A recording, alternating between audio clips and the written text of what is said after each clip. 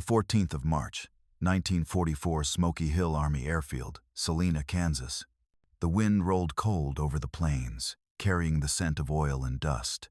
Inside the cockpit of a brand-new B-29 Superfortress, Captain Harold Hal Brenner flexed his gloved fingers and stared down the endless stretch of runway. At 32, he had flown B-17 seconds over Germany, but this was different. The B-29 wasn't just another bomber. It was a promise, a flying fortress that could reach Tokyo without a scratch. Or so they were told. Flight checks complete, his co-pilot muttered, voice steady but tight. 4 massive Wright R-3350 engines idled, their growl low and guttural, like thunder held back behind metal skin. From the control tower, ground crews gave the go-ahead. "Let's make her dance," Hal said, easing the throttles forward. The roar came alive. The 65-ton machine began its roll, tires kicking up frost. Every bolt on the flight deck vibrated. The engines screamed as the plane gained speed, racing toward rotation. But then just seconds from liftoff it happened. A sudden, violent pop from engine number 2. Then fire. Not smoke, fire. A curtain of flame erupted from the cowling, trailing orange and black down the fuselage. The intercom crackled to life. "Engine 2's lit. Kill the throttles." Hal slammed the controls. The Superfortress lurched, tires shrieking against asphalt. Emergency crews had already seen it. They were moving. The B-29 skidded, veered sideways, then jerked to a halt with a sickening jolt. Fire teams swarmed the aircraft, foam hoses hissing. From the mess of charred metal, the crew climbed out, dazed but alive. One of the firemen stood silently, helmet in hand, staring at the still-burning engine. "That's the 4th this month," he said. And that was the problem. The B-29 was supposed to be the most advanced aircraft in the world. It had pressurized cabins, remote-controlled gun turrets, a 3,250-mile range, and the ability to carry 20,000 pounds of bombs. But none of it mattered if it kept bursting into flames on takeoff. Across the United States, crews at bases from Kansas to Georgia were facing the same nightmare. B-29 seconds were grounded, torched, or crashing. Outright dozens lost not to enemy fire, but to their own engines. Wright R-350 seconds were overheating within minutes of ignition. Cylinders warped. Oil ignited. Planes fell from the sky. It wasn't just expensive. It was deadly. And no one, not the engineers at Wright Aeronautical, not the inspectors from Boeing, not the Air Force's top technical minds could agree on why. In April, General Hap Arnold himself demanded a fix. The B-29 was essential to the war's strategy in the Pacific. It was supposed to reach the Japanese home islands from bases in India or China. No other bomber could do that. But with so many engines catching fire, every new squadron felt more like a gamble than a victory. That spring, in hangars across the country, men in coveralls began to whisper the same thing. "This plane is going to kill more Americans than the enemy does." And yet, behind the curtain of disaster, nobody talked publicly. The B-29 program was top secret. Most of the men working on it didn't even know the aircraft's true mission. They just knew they were losing bombers, and no one had answers. Except one man. In a greasy machine shop outside Cleveland, Ohio, a former plumber-turned-mechanic named Tony Valador was watching it all unfold. Tony wasn't an engineer. He never went to college. He barely made it through 7th grade before leaving school to help support his family. But he had a gift. He understood machines the way farmers understand weather. Not through textbooks, through instinct. At the Cleveland Modification Center, one of the B-29's overhaul hubs, Tony had been brought on as a civilian contractor. His job? Fix what the designers couldn't. And Tony had noticed something strange. Day after day, he watched the engine crews struggle with the same issue. Cylinder overheating, particularly on the rear banks of the engine near the firewall. Some blamed poor cooling fin alignment. Others pointed fingers at faulty carburetors or bad cowling seals. But Tony saw something simpler. The back of the engine wasn't getting any air. The nose of the B-29, built for speed and streamlined shape, was cutting off airflow right where it was needed most. Hot air was getting trapped behind the firewall, and trapped heat meant fire. Tony didn't write a memo. He didn't hold a meeting. He picked up a scrap pipe, cut it, bent it, and began building something by hand. Something that looked like it belonged under a sink, not inside the world's most advanced bomber. He called it a bypass shroud. Just a piece of aluminum ducting that routed airflow directly to the overheated cylinders. It was crude, ugly, dismissed by engineers at first glance. But it worked. On the first test flight with Tony's ridiculous pipe bolted on, engine temperatures dropped by over 100 degrees Fahrenheit. 100 degrees.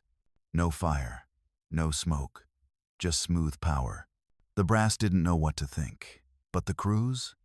They started asking for Tony's pipe by name.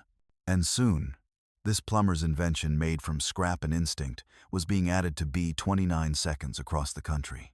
Within a year, over 5,000 bombers had been modified. Fires dropped, takeoff stabilized. And the B-29, once feared by its own crews, became the war-winning machine it was meant to be. It's easy to forget the names not written in history books. But this war wasn't just won by generals or presidents. Sometimes, it was saved by a man with a wrench, a problem no one could fix, and the courage to try something crazy. And out on the plains of Kansas, B-29 seconds once again took to the skies this time, without catching fire. Spring 1944, Cleveland Modification Center, Ohio. Tony Validor's workbench didn't look like the birthplace of a wartime breakthrough. It was cluttered with stripped-down carburetors, coffee-stained blueprints, and bits of scrap aluminum stacked in a rusted milk crate. The walls around him groaned with the sound of aircraft maintenance, wrenches clanking, engines testing, men shouting over roaring power tools. But Tony worked quietly, sleeves rolled up to the elbows, a pencil tucked behind one ear and grease ground so deep into his knuckles it looked permanent. He was a civilian, one of hundreds brought in under contract as the Army scrambled to fix what its designers couldn't. At 41, Tony had never worn a uniform. He'd spent most of his adult life laying copper pipes through the basements of Cleveland, building boiler systems that had to hold pressure in the dead of winter. He knew heat. He knew flow. But most of all, he knew what happened when a system failed under pressure. That's why the B-29 troubled him so much. Each morning, carts rolled into the Cleveland Modification Center, carrying damaged Superfortress parts, cracked baffles, charred wiring, warped cylinders. The same patterns kept emerging. The rear cylinders on the right R3000. 350 engines ran too hot. Not just warm, dangerously hot. Mechanics had a nickname for them. Fire starters. One night, Tony sat alone after his shift, sipping coffee from a chipped mug, staring at a mock-up engine mount. The firewalls were set tight against the nacelle. There was no path for heat to escape. The engine cowling, designed for aerodynamics, acted like a lid on a boiling pot. The airflow didn't reach where it was needed most. He kept thinking about it like a basement furnace. You don't cool the whole room, you direct airflow where the heat builds. Then it clicked. Tony grabbed a pair of tin snips and cut a section from an unused aluminum vent pipe. He began hammering, shaping, welding. Within hours, he had something that looked like a crude elbow joint with flanges not much to look at. But it was designed to channel cool air from the front of the nacelle directly over the rear cylinder heads and down behind the firewall. That night, he held it up and stared. Maybe, he muttered. Maybe this gets us there. When he showed it to the engineers the next day, most raised an eyebrow. Some laughed. One chief inspector stared at it and said, "What's that part of a gutter?" Tony didn't flinch. Just try it. They didn't have a better plan. So they installed the piece onto one of the test aircraft, slated for a cooling system overhaul. The result? The test crew reported engine temps dropped by nearly 120 degrees Fahrenheit within the first 15 minutes of flight. Oil didn't bubble. Cylinders didn't crack. New flames. New emergency landings. One of the engineers ran across the hangar floor shouting, "The damn thing actually works." Tony didn't say much. He just nodded, cleaned off his hands, and built 5 more. Word spread fast. Not officially, not at first. but among mechanics and crew chiefs. By June, a new nickname had taken hold across multiple modification centers: the Plumber's Patch. Pilots started requesting it before test flights. It was simple, reliable, and it cooled what no other system could. One of the senior officers from Wright Aeronautical visited Cleveland to inspect the installations. He walked around a superfortress, peered into the cowling, then looked at Tony's pipe like it was something carved out of stone. "You're telling me this fixed our fire problem?" he asked. "No, sir," Tony said. "Just helped it breathe." That was Tony. No grand speeches, no demands for patents or credit. Just a quiet understanding that, in war, what matters isn't who solves the problem, it's that the problem gets solved. By the end of July 1944, the modification had been standardized. Tony's design was integrated into thousands of B-29 seconds being prepped for deployment to the Pacific. Entire squadrons were suddenly flying without incident. Takeoffs became routine instead of terrifying. And yet, even with the fire risk lowered, the B-29 remained a machine that demanded everything from its crews. It flew longer, carried more, reached higher. But in doing so, it required precision, and that meant the smallest design flaw could still bring disaster. Which is why Tony's fix mattered so much. It wasn't flashy. It didn't involve new engines or radical redesigns. It was a subtle change in how air moved, and it saved lives. A young mechanic from the Wichita plant once asked Tony how he figured it out. He shrugged. "When you're down in a crawl space in winter and a pipe freezes, you don't ask why. You fix the flow." The boy nodded like he understood. "Same thing up there," Tony said, glancing toward the sky. What Tony didn't know then, what none of them knew, was that his shroud would go on to be part of history. It would fly over the Marianas. It would escort bombs to Tokyo. It would sit beneath the wing of a B-29 called Enola Gay. And someday, historians would trace those missions back to a workshop in Cleveland and a man who used plumbing tools to fight a war. The 1st of August 1944 Smoky Hill Army Airfield, Salina, Kansas.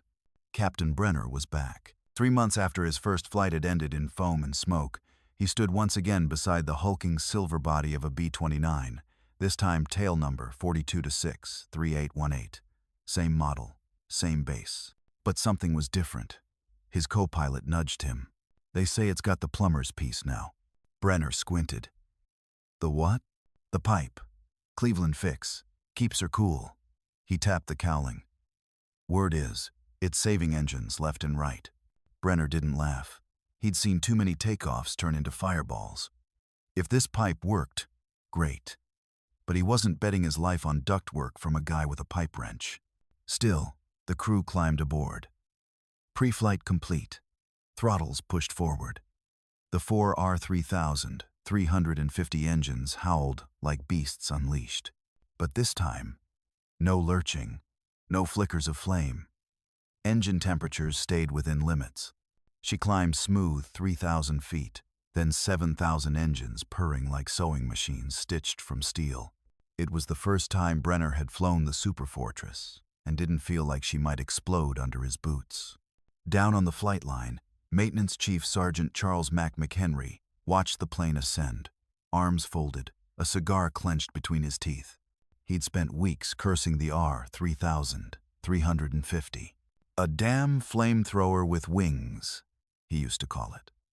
But the Cleveland modification, he couldn't deny what he saw. The numbers were clear. Planes that got the modification weren't catching fire. Planes that didn't, still rolling the dice. Mac walked the maintenance hangar that afternoon and found a fresh crate of the parts waiting for installation. Stamped crudely on the manifest, "Cooling bypass duct. Mod type. Validor." Mac chuckled. "So that's the guy. Hope he's got more pipe." Meanwhile, 900 miles east, Cleveland, Ohio. Tony Validor had no idea his invention had a name. To him, it was just the shroud. He still walked to work before dawn, coat buttoned up against the chill lunch pail in hand. The plant buzzed with activity. New recruits, inspectors, even a few engineers from Wright-Patterson Airfield now visited weekly. He wasn't interested in attention. Tony kept his head down, working the line, teaching younger mechanics how to install the ducting. He showed them how to cut it clean so it wouldn't rattle in flight, how to fasten it without blocking the cowling latches. He wasn't just fixing engines, he was shaping a ritual, a routine. There was something sacred in the repeat motion of making things better, one bolt at a time. Supervisors from Washington finally came to see what the noise was about. Brass buttons, leather folders. They called Tony into a small office and offered him a commendation letter. He read it once, folded it carefully, and stuck it inside his lunchbox. "Why didn't you patent it?" one of the inspectors asked. Tony shrugged. "Didn't seem like a war thing to do." The man stared at him, confused. Tony smiled. "You patent something to sell it. We're here to win." Back in Kansas and across America's B-29 network, things began to shift. The modification was now standard. New B-29 seconds rolling off the Wichita assembly lines had it installed before first flight. Crews stopped calling it the fire breather. Confidence grew. Briefings got shorter. Morale ticked upward. It wasn't just numbers on a chart anymore. It was real lives. One young pilot, Lieutenant Eric "Hawk" Hawkins, wrote in his diary, "Flew 8 hours today, no spikes, no smoke. Whoever thought of this cooling fix deserves a steak dinner and a parade." But Tony didn't want a parade. He wanted the war to end. He'd lost his nephew in Tunisia. He had friends working triple shifts in munitions factories. He didn't see himself as a hero, just another set of hands in a long chain holding something together. Still, he was proud, not in the way a man puffs his chest, in the way someone stands a little taller walking past the aircraft he helped make right. Sometimes, after hours, Tony would sit out near the runway fence and watch the newly modified B-29 seconds climb into the sky, silver wings cutting into the blue. "They'll get there," he'd whisper. "This time, they'll get there." September 1944 Pacific orders, arrive. The calm didn't last long. By fall, thousands of B-29 seconds were being shipped to India and the Mariana Islands in preparation for full-scale bombing campaigns over Japan.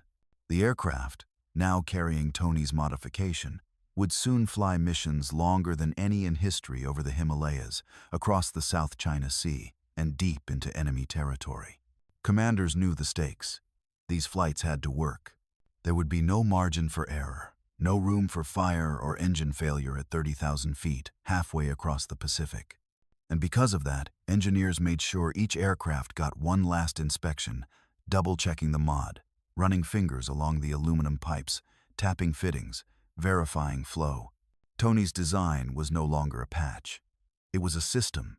It became doctrine. And as the first missions launched from India in October, aircrews carried not just bombs, but the unseen hands of every mechanic, every wrench-turner, every overlooked mind who'd fought their own quiet battle on American soil. People like Tony, the kind of man who'd never flown a mission, but saved more bombers than any fighter ace. October 1944 China-Burma-India Theater. They called it the Hump, a jagged stretch of the eastern Himalayas between India and China that swallowed planes whole. Pilots dreaded it. Engines screamed in the thin air, wings iced over, and storms came out of nowhere like a fist. But now, hundreds of B-29 seconds were doing what had once seemed impossible, flying over those mountains, loaded heavy with bombs and fuel, their bellies full of American steel and their hearts set on Tokyo.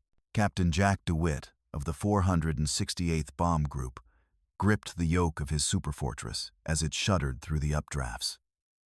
"Engines holding?" he asked over the roar of the slipstream. His flight engineer checked the gauges. "Temps are solid, all 4 green." Jack gave a slow nod. A few months ago, he wouldn't have dared cross the hump at full load. The engine fires were too common, too lethal. But since the cooling mod had been installed back at Dudkundi Airfield, his confidence had grown. This was his 4th mission across the mountains, and the B-29 seconds were finally behaving like they were supposed to. In the bomb bay, dozens of 500-pounders rattled quietly on their racks. Outside the window, the peaks knifed the horizon. The war was about to enter its most punishing phase, and the only way forward was through. Back home, Tony Valador kept working. Even though his shroud design had become standard, he didn't leave the shop. He still reported to the Cleveland Modification Center every morning. There were always new issues. Fuel line vibrations, turret freezing, wiring corrosion in cold weather flight tests. Nothing stays fixed forever, he liked to say. Metal has a memory. You've got to keep convincing it to behave. He kept a radio in the corner of his bench, tuned low. Every now and then it would mention progress in the Pacific raids on Manchuria, the first landings on Leyte. But the B-29 wasn't making headlines yet. Not like the Normandy invasion had. Not like Patton's push. That suited Tony just fine. He didn't care about front-page stories. What mattered was the boys in the sky. The crews, the mechanics. The ones rolling their sleeves up every day trying to keep these machines flying and themselves alive. He knew what it was like to feel powerless in the face of something bigger than you. That's what war did it. Made ordinary people responsible for extraordinary things. And Tony, with nothing but a pipe and a plan, had done his part. December 1944, Saipan, Mariana Islands. By the end of the year, the B-29 Seconds had a new home. Captured from the Japanese at great cost, Saipan was transformed into a launch pad for America's newest air war. Airstrips stretched across the coral flats, hangars sprouted like steel mushrooms, and bombers lined up wingtip to wingtip rows of silver giants shimmering under tropical Sunday. The 73rd Bomb Wing arrived first, then the 313th, then more. And all of them, every single one, carried Tony Valador's cooling fix. Major Paul Myers walked the tarmac under a rising moon, hands on hips, watching a crew load incendiaries into a B-29 named Ruby's Reaper. He paused at engine No. 3, squinting at the ducting tucked beneath the cowling. "You see this?" he asked a green airman. "Yes, sir. That thing right there? That's the reason we're flying tomorrow." The kid looked confused. Myers clapped him on the shoulder. "Long story. Just thank a plumber in Cleveland." Back in Ohio, something unexpected happened.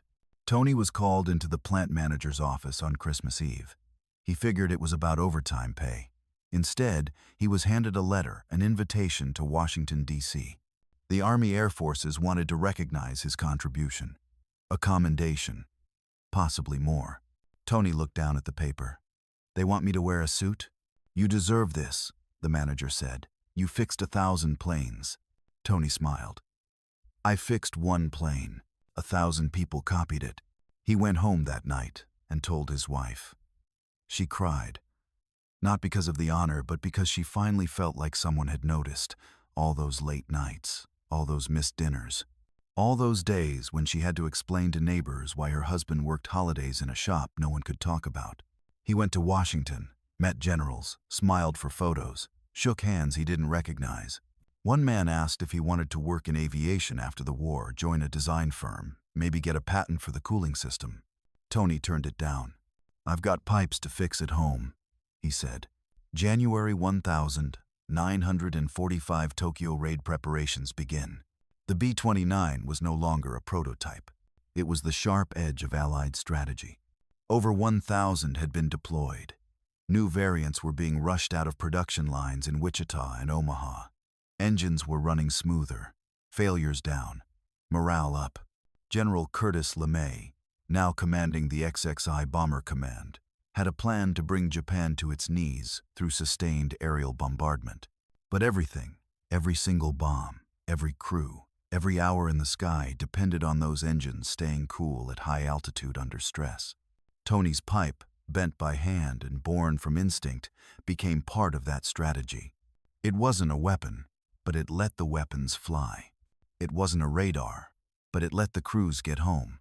And it wasn't armor, but it saved more lives than some flak jackets ever could.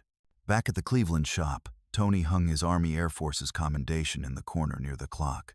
He didn't talk about it much, but the younger guys noticed.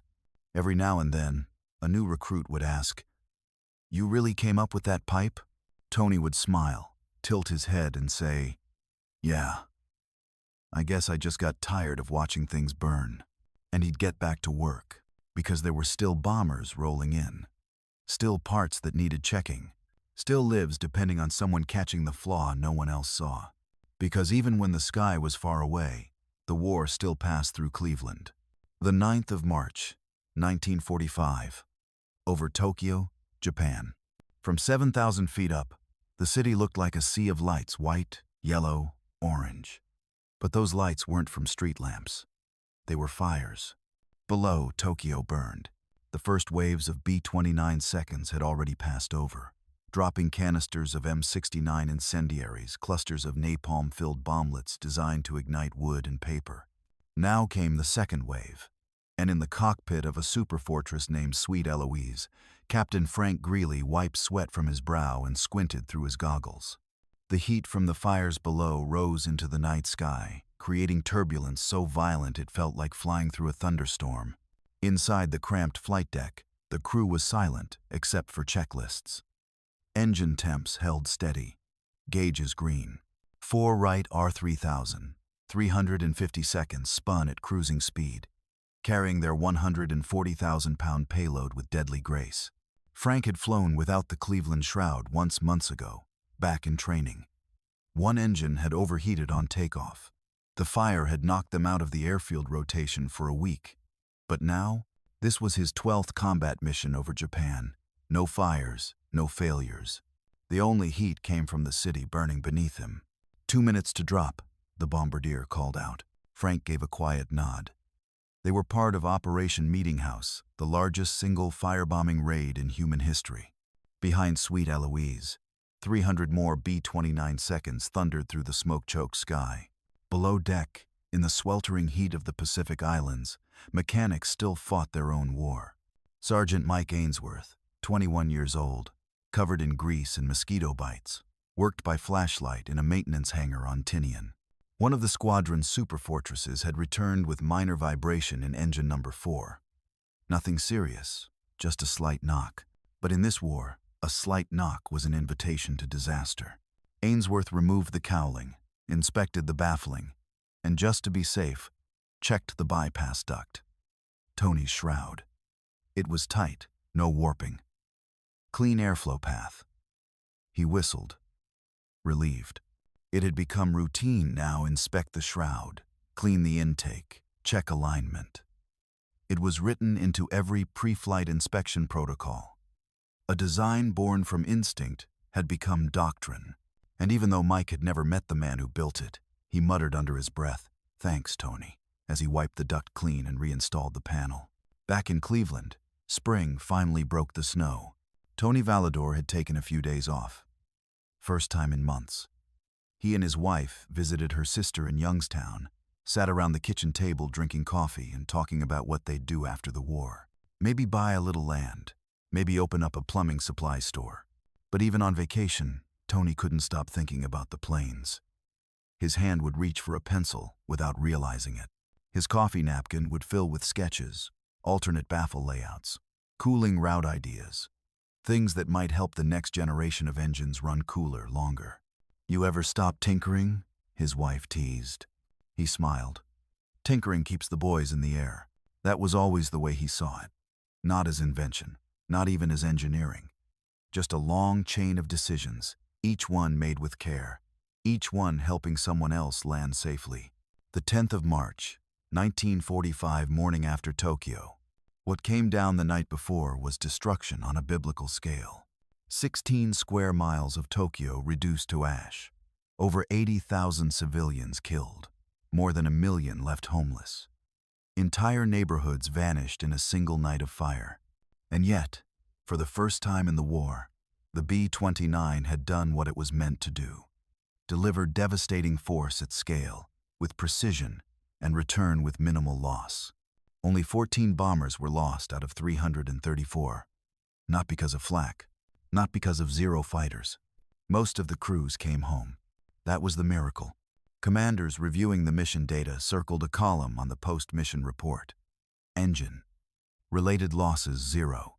0. It was the clearest proof yet that the worst days of overheating and in-flight fires were behind them. The aircraft was finally reliable. And deep inside that reliability was one overlooked piece of metal, shaped by a plumber's hands. April 1000. 945 victory in sight. Word of the Tokyo firebombing spread across the Pacific. Pilots talked about it like myth. The city lit up like the sun, one wrote. You could see it glowing from 200 miles away. With Okinawa nearly secured and Iwo Jima under Allied control, the final push was beginning. B-29 seconds flew nearly every night now. Some carried conventional bombs, some carried mines for harbors, and soon a few would carry something the world had never seen. But every time one of them started up on a hot coral runway, every time a pilot sat through the pre-flight and watched the temp gauges rise, every time a maintenance crew ran their fingers across the shroud to check for wind cracks, Tony's work was right there with them. In Cleveland, no one threw a parade. There were no statues, no newspaper headlines, no Time magazine covers. Tony Valador never made a speech, never asked for a medal. But his neighbors started to notice that more of the boys who left were coming home, that the casualty reports weren't as long, that their sons and brothers flying those silver monsters had fewer problems than before. And when they asked why, Tony would just nod and say, "The boys are doing a good job out there." And, that was enough. Because for him, the story wasn't about credit. It was about keeping the fire away from the men who had to fly into hell and back. June 1945. More missions, more hope. As B-29 squadrons shifted tactics to low-level night raids and mining operations, crews no longer feared takeoff the way they once did. There were other dangers now, fighters, flak, fuel starvation, but not that sudden lurch of fire on the runway. Not the gut punch of seeing smoke in the mirror at rotation speed. And in thousands of flight logs, engine temperatures were recorded with a calmness unthinkable a year before. Numbers held. Planes returned. The system worked. And somewhere in the logs, between the abbreviations and fuel stats, there was always a line, cooling system clear. Clear. The 26th of July 1945, Tinian Island, Northern Marianas. At 4:15 a.m., floodlights bathed the airstrip in pale yellow as ground crews moved like shadows beneath the wings of a parked B-29. This wasn't just any superfortress. Painted on her nose was a small, simple name in cursive, Enola Gay. Lieutenant Colonel Paul Tibbets walked slowly beneath the fuselage, giving his aircraft one last glance. The night was still. The ocean nearby was calm. Everything about the morning felt too quiet for what was about to happen. Inside the cowlings, the 4 Wright R-3350 engines waited, primed, tuned, and heavily inspected. The mechanics had gone over every line, every clamp, every fitting. Among them, one man had checked the Cleveland cooling shrouds 3 times. He didn't know what this plane carried. He didn't know where it was going. But he knew the engines couldn't fail. Because this mission, whatever it was, had priority orders that didn't come with details, only emphasis, no margin for error. Thousands of miles away, Tony Valador was watching his tomatoes ripen. It was late summer, and for once, Cleveland didn't smell like steel or diesel. His hands were calloused and stained, but he hadn't held a wrench in a few weeks. He still stopped by the plant every couple of days to see how things were going. But his supervisors had started calling him Mr. Valador, now like they were afraid of how much they owed him. He never liked the formality. He wasn't trying to be someone special. Tony just wanted the planes to keep flying. In the corner of the garage, he kept a stack of letters, handwritten notes from pilots, engineers, even the occasional general. Some were short. "Your fix saved my crew." Others went on for pages, describing near misses that turned into safe landings because their engines stayed cool. He never responded. He didn't have to. Each letter was its own reward. The 6th of August, 1945, Hiroshima. From 31,000 feet, the city looked peaceful. Enola Gay maintained her course. Her bomb bay doors opened. 8 heures, 19 ans. May. A single bomb fell. It tumbled for 43 seconds. The explosion that followed changed the course of history. The world would come to know the name Enola Gay. The world would come to debate the decision, the scale, the aftermath. But few would ever ask whether the engines ran cool that morning. They did. All 4 R3000 350 seconds, held steady through the drop, the return, and the long flight back to Tinian. There was no fire, no panic, no mechanical failure, just silence. And in that silence, a shadow passed over every other plane, every other crew, every other moment that led to this point. Back at the Cleveland shop, someone read the news aloud over the radio. Tony was in the back, organizing tools. He stopped, listened, set down a ratchet. He didn't speak. He didn't need to. Everyone in the room felt the weight of what had happened. Hiroshima had been leveled, a new kind of bomb, a new kind of war. Some men cheered. Some didn't know what to think. Tony just stood there, staring at the concrete floor, as if he could see through it past the hangars, past the ocean, all the way to Japan. And he said softly, "I hope that was the last one." 10 days later, it was. The 15th of August, 1945, VJ Day. The war was over. Sirens echoed across American cities. Flags waved. Strangers embraced in the streets. In New York, a sailor kissed a nurse. In San Francisco, church bells rang until their clappers cracked. And in Cleveland, Tony took off his coveralls, hung them on the hook in the garage, and walked home. His wife met him at the porch with a dish towel still in her hand. He kissed her cheek, sat on the steps, and let the quiet settle over his shoulders. He didn't say much, but later that evening, over coffee, he finally did. 5,000 engines, he murmured. She looked up. "What?" "That's how many I helped fix. Maybe more. I stopped counting." She smiled. "That's 5,000 planes that made it home." He nodded, then added quietly. "And 5,000 crews that didn't have to go down burning. Autumn 1945, planes come home." By fall, the sky over the Pacific grew quieter. The B-29 seconds returned, their bellies empty, their mission finished. Some limped back with bullet holes and flak scars, others rolled in perfect. But all of them bore the invisible fingerprint of Cleveland, a man who had never worn wings but gave them strength. At Davis-Monthan Field in Arizona, rows of superfortresses sat parked in the desert sun, engines ticking as they cooled for the last time. Sergeant Ainsworth, now 22, ran his hand across the nacelle of one B-29 marked Hell's Heaven. He tapped the cooling duct and whispered, "Held up the whole war, huh?" He smiled and walked away. It would be one of the last times anyone touched that machine. Tony never chased glory. He never spoke at banquets. Never wrote a memoir. But in a box under his workbench, beside old soldering rods and copper elbows, he kept a single photograph, a black and white shot of a B-29 flying high, its engines leaving 4 thin trails across a sky, so wide it looked like forever. Written on the back in ballpoint ink, "We made it to Tokyo and back, because the engines stayed cool." CPT, Frank Greeley, 468th Bomb Group. Tony read it once a year, on the anniversary of the end. Then he'd put it back in the box and go fix something else, because there was always something else to fix. September 1946, Dayton, Ohio. In a quiet exhibit hall inside the National Museum of the United States Air Force, a team of curators and engineers stood around the stripped-down remains of a B-29 superfortress. It wasn't just any airframe. This one had flown 35 missions out of Saipan, taken flak over Nagoya, and made emergency landings in Guam and Iwo Jima. Its logbook was stained, its skin pockmarked, but it had made it home. They were preserving it for history. As the team worked to clean and document the inner components, one of the junior engineers paused under the right engine nacelle.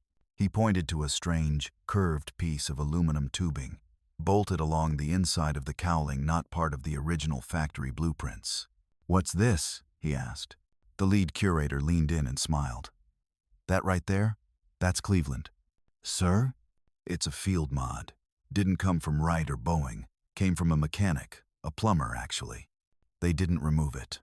In fact, they tagged it for preservation, a handwritten note attached. Cooling bypass duct, critical wartime edition. Origin: Cleveland Modification Center. In the post-war rush, stories like Tony Validor's slipped through the cracks. The headlines belong to generals and politicians now. Books filled shelves with tales of strategy, firebombing campaigns, and final victories. But the names behind the rivets, the ones who made machines fly when they wanted to die, those names didn't often get written down. Tony didn't mind. He went back to plumbing. Real plumbing. Leaky basements, broken radiators, city pipes that hadn't been touched since Hoover was president. He kept a small workshop behind his house. Same tools, same radio, always humming. He didn't talk about the war unless someone asked. Even then, he rarely said much beyond, "I worked on engines." But inside his mind, it never left him. One afternoon in 1948, a young man knocked on Tony's door. He was fresh out of the local technical college, had heard through a friend at the plant that Tony was the guy who saved the B-29. The kid looked barely old enough to shave. "You really fixed the overheating problem?" the young man asked. Tony chuckled. "I helped. Let's say that." The kid stood nervously. "I was hoping I could ask you something. I've got this idea for a cooling flow redesign for the next generation of big radials, but I'm not sure the angle will hold at high RPM. You mind taking a look?" Tony raised an eyebrow, then smiled. He invited the kid in. They spent 4 hours over coffee and blueprints, arguing airflow angles and back pressure ratios with the intensity of two men designing a battleship. Tony didn't see himself as a mentor. But that day, something shifted. He realized the work wasn't over. It never really was. What he had done during the war, what thousands of mechanics, engineers, and ordinary tradesmen had done, was pass the baton forward. And now, the next generation would carry it. 1951, Korean War. B-29 seconds flew again. Not in the thousands, but enough. Enough to matter. Enough to bring the cold ghosts of Tokyo roaring back into life over Pyongyang and the Yalu River. And once again, the cooling mod appeared. Refined, yes. Integrated into newer engine designs. But the shape? The principle? The airflow logic? Still Tony's. One Air Force tech in Korea snapped a photo of the system and mailed it home to his dad in Cincinnati. "They're still using that piece from Cleveland," he wrote, "after all these years." Back in Ohio, Tony got older. His knees stiffened. His hearing faded. But he never stopped working. Even when he couldn't crawl under sinks anymore, he still fixed things. Toasters, fan motors, old lawnmowers. Anything that needed a little more time and patience than most people had. He liked solving what others gave up on. Neighbors brought him broken things with hope in their eyes. "It's probably not worth fixing, but..." Tony always said the same thing. "Let me take a look." And sometimes he'd fix it for free. Sometimes he'd charge $1 or $2. But always, he'd send people home with something working again, something that had no right surviving. Same as the B-29. One summer day in 1957, Tony and his wife visited Washington, D.C. They walked the National Mall, saw the Capitol, visited the new aviation exhibit at the Smithsonian. Inside, suspended from the ceiling, was the Enola Gay. Tony didn't say anything. He just stood there for a long time, staring at the wings, at the massive engines that once held the fate of nations in their pistons and valves. His wife touched his hand. "Do you think they'd have made it back without you?" Tony shook his head slowly. "They'd have made it. Just maybe. Not as many." They left before the tour group arrived. The noise didn't suit them. He died in 1964, quietly, in his sleep. The obituary said, "Anthony Valador, 61, master plumber, loving husband, World War II civilian contractor." It didn't mention the B-29. It didn't mention saving lives with aluminum tubing. It didn't mention anything about engines or cooling systems or ducting mods. But at the funeral, one of his old plant supervisors stood at the back, cap in hand. "He was the best man I ever saw with his hands," the man whispered to another. "He made fire, listen." Years later, when Tony's grandchildren visited the Air Force Museum in Dayton, they found a little plaque beneath a preserved B-29. It simply read, "Field Modification, Cleveland Cooling Shroud. Credited with preventing catastrophic engine failures during World War II bombing missions. Design initiated by civilian mechanic, name unrecorded." They looked at each other and smiled. They didn't need the name on the plaque. They knew. Spring 1972, Cleveland, Ohio. The old shop still stood, even though the war had ended nearly 3 decades before. The paint on the sign had faded. The brick had chipped under Ohio winters, but the doors still opened every morning. Inside, the same bench sat in the corner, still cluttered with tools, still stained with oil, still his. Tony was long gone. But his son Michael now ran the place, not a war hero, not an inventor, just a good, honest tradesman like his father, the kind who wore out gloves before boots. One day, an older man in a bomber jacket walked in. He introduced himself softly. Retired major. Flew B-29 seconds out of Saipan. Lost 3 engines in training. Never lost another once that cooling system was installed. Michael didn't say anything for a moment. Then he nodded and motioned to the corner. That's the bench. He built the first one right there. The major walked over, ran his fingers along the worn wood, and smiled. Didn't save the war, but saved us.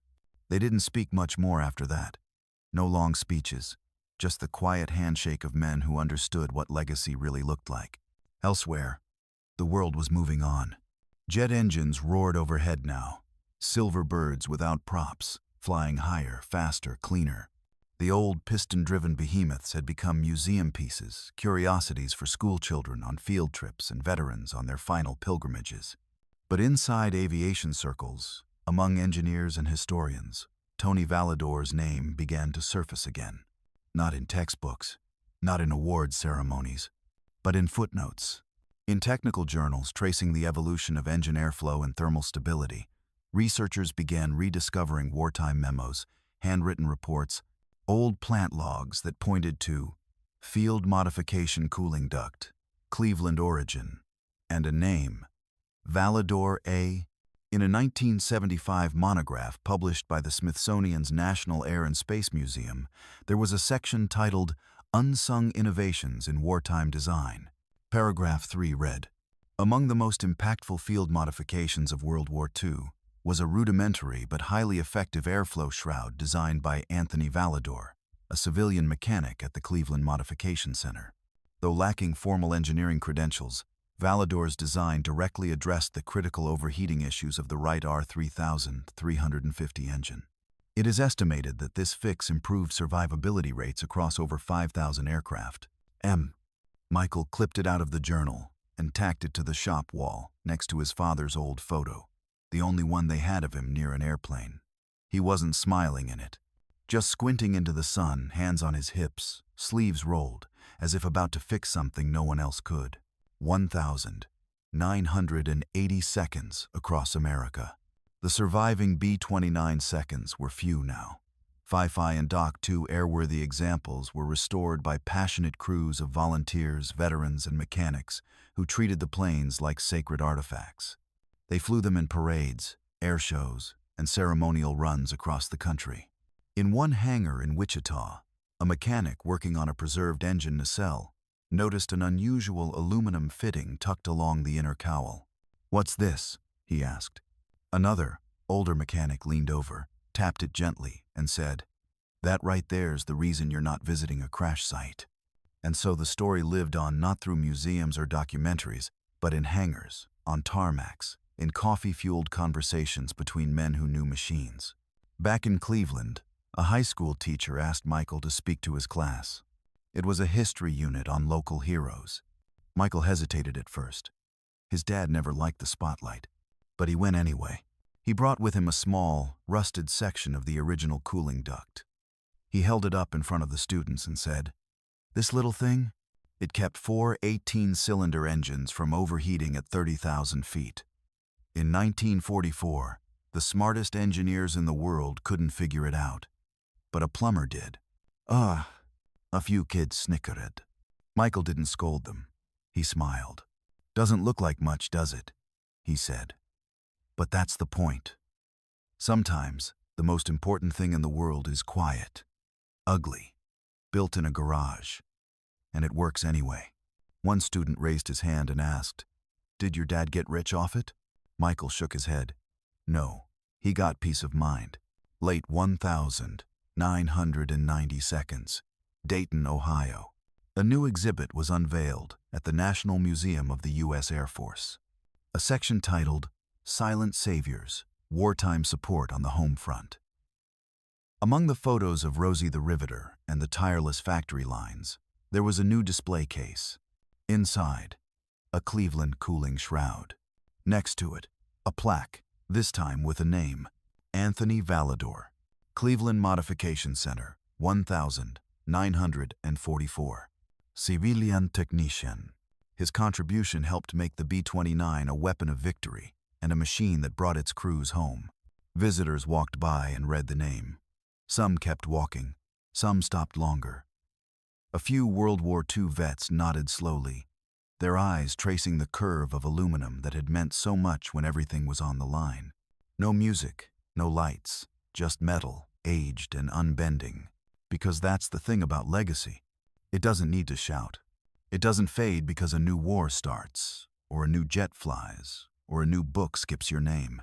It lives in the sky, in the engines that don't fail, in the missions that succeed, in the lives that return home safely because someone, somewhere, refused to let the problem win. Tony Valador never asked for anything, but the sky remembers. And so do we. Spring 2001, Midland, Texas. The sun was barely up when the hangar doors rolled open, letting morning light spill across the polished nose of Phi, the last airworthy B-29 for decades. She was big, broad, and loud, an airborne relic powered by 4 radial engines that still demanded respect. The commemorative Air Force mechanics moved with care. Each engine got its checklist. Each panel was double-checked. Volunteers, many in their 60s or 70s, worked side by side with younger hands. It wasn't just maintenance, it was memory. And under engine number 3, a young volunteer named Ethan, not even 20 yet, stopped mid-check and called over his supervisor. "Hey, what's this duct here?" An older man named Ray walked over, squatted down, and smiled the kind of smile you give to someone who just stumbled onto something sacred. "That's not factory," Ray said, running his fingers across the aluminum curve. "That's Cleveland." "Cleveland?" Ray sat back on his heels. "A guy named Tony made that. Plumber, no degree, just knew how to fix things. Built it with scrap, saved the whole damn fleet." Ethan raised an eyebrow. "That real?" "As real as anything that ever flew," Ray replied. The planes stopped catching fire after that piece started showing up. They didn't talk much more, just stared at the duct for a minute, a reminder that not all war heroes wore uniforms, and not all breakthroughs came from labs. Fall 2004 amperes. Classroom in Akron. In a high school history class tucked away in an aging building, a new teacher was trying something different. Instead of starting the World War II unit with generals and battles, he brought in a box of artifacts from his grandfather's attic. Manuals, tools, parts. One of them was a small aluminum pipe segment, flanged and worn, attached to a yellowed card. He passed it around. "This," he said, "helped win the war." The student scoffed. "It's just a pipe." Yeah," the teacher replied. "But it kept 5,000 planes from catching fire, saved thousands of lives." The students leaned in. He told them the story not of glory, not of conquest, but of a man in a workshop who didn't ask permission to solve a problem, who didn't need a rank to matter, who saw an engine fail and said, "I can fix that." They asked his name. "Tony Valador," the teacher answered. "He didn't make the history books, but he should have." 2010 Dayton Air Show. Thousands gathered under a blazing July sun to watch the flybys. Mustangs, Thunderbolts, Corsairs, and finally, the long-awaited B-29. Phi came in low, her engines thundering across the sky like distant drums. Families gasped. Veterans cried. Kids pointed at the silver behemoth in awe. Backstage, in a shaded tent, a table had been set up with memorabilia. Among the patches and flight jackets, a small frame stood on the corner of a table. Inside it, a photo of Tony in his younger days, leaning over a workbench, pencil behind his ear, a cooling duct in his hand. Next to it, a typed caption read, "Anthony Valador, civilian mechanic, inventor of the B-29 cooling bypass, quietly helped thousands of airmen come home. Visitors walked past, read it, nodded. A few leaned in close, tracing the lines of the photo with their eyes. One veteran, now in his 82nds, whispered to his grandson, "That man might have saved me. We were on fire once, but the next plane I flew had that pipe. Never flamed out again." He didn't need to say more. Late 2010 seconds. A new generation looks back. With each passing year, more World War II veterans left us. More stories slipped away. But something strange started happening online. Podcasts, YouTube documentaries, forums filled with amateur historians digging into the nuts and bolts of aviation history. They weren't interested in just names and dates. They wanted details, the how behind victory. One user posted, "Does anyone know who came up with the B-29 cooling mod?" Found a reference to a mechanic from Cleveland. No official military background. Just fixed a fatal flaw. Another replied with a scanned copy of an old wartime memo. Cooling duct modification origin. Validor. Ah.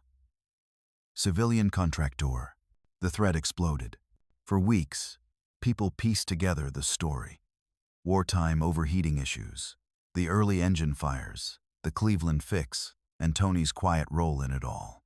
They didn't just admire it, they studied it, reverse engineered it. Some even 3D modeled it in CAD for display in virtual hangars. A piece of aluminum, once hammered by hand on a wooden bench, had become digital immortalized, not in bronze, but in code. And still, the skies held his signature. In every preserved B-29, in every story told at air shows, in every flight simulation that dared to model engine temps properly, Tony's name lived on, not shouted, not branded, but whispered with respect. Mechanics still told new recruits, "Check that duct first. That's the one that keeps things from getting hot." And every now and then one of them would ask, "Who made it?" The answer never changed. "A plumber from Cleveland." Because sometimes the most important part of a bomber wasn't the bomb bay or the turret. It was the part no one noticed until it was gone. Cleveland, Ohio, present day. There's a small bronze plaque embedded in the sidewalk outside a quiet corner garage on West 117th Street. Most people walk past it without noticing. It's partly covered in leaves half the year, and the engraving has dulled with time. But if you kneel down and wipe it clean, you'll find these words. In honor of Anthony Validor, 1903-1964, Cleveland mechanic, plumber, quiet hero of the B-29 Superfortress. His hands never left the ground, but his work touched the sky. The shop is gone now. The building turned into a small plumbing supply store. The wooden rafters that once held smoke and steel now hold rows of PVC and copper coils. But if you ask the owner about the man who used to work there, they'll nod toward the old bench still sitting in the back. "We keep it the way he left it," they'll say, because someone like that doesn't just disappear. Thousands of miles away, another relic sits in the desert Sunday. At the Pima Air and Space Museum in Arizona, a fully restored B-29 named Sentimental Journey bakes under the high heat, its aluminum skin gleaming, its shadow stretching long over the sand. School children walk around its wings. Veterans take photos, eyes misty. Tourists marvel at the scale of the aircraft, the size, the power, the complexity. But very few know to look beneath engine number 2. Tucked away under the nacelle, bolted in with care, is a replica of Tony's original cooling shroud, faithfully reconstructed using diagrams pulled from microfilm, museum archives, and old war diaries. A small metal tag, no bigger than a dog tag, reads, "Cooling bypass, Validor pattern, Cleveland Modification Center, 1944. The museum doesn't mention it in the audio tour. It's not flashy. It doesn't explode or rotate or light up, but it's there, still doing what it was designed to do. Back in Cleveland, Tony's great-granddaughter, Lena, teaches engineering at a local community college. She's in her early 32nds, sharp, curious, the kind of person who keeps a soldering iron in her backpack. She never met Tony, but she keeps a photo of him taped to her classroom wall, the one where he's standing next to a stripped-down engine. arms crossed, jaw set like a man who trusted what he knew in his hands. When students ask, she says, "That's the guy who taught me to solve problems before they start." They ask if he was an engineer. "No," she says. "He was better. He was someone who fixed what others gave up on." Each semester, Lena tells her students the story. Not for extra credit, not for show, just because it matters. How a man with no formal degree, no military badge, no fancy title used plumbing know-how and instinct to solve a problem that nearly grounded the most advanced aircraft in the world. How he saved more crews than any flak jacket. How he did it with scrap metal and humility. And how the only reward he ever wanted was to see the engines stay cool and the planes come home. Every Memorial Day, someone leaves a small token at Tony's grave. Sometimes it's a patch from a bomber group. Sometimes it's a hand-folded note that simply says, "Thank you." One year, someone left a half-bent section of aluminum pipe, sanded smooth with a tag that read, "Still working, Tony. 509th Maintenance Crew." No one knows who leaves them. No one has to. Some deads are keyed. Some thank yous are whispered. But they last. Because in the end, it wasn't about pipes. It was about paying attention. It was about the kind of person who walks into a burning problem and doesn't say, "Not my job." Who doesn't wait for permission to care.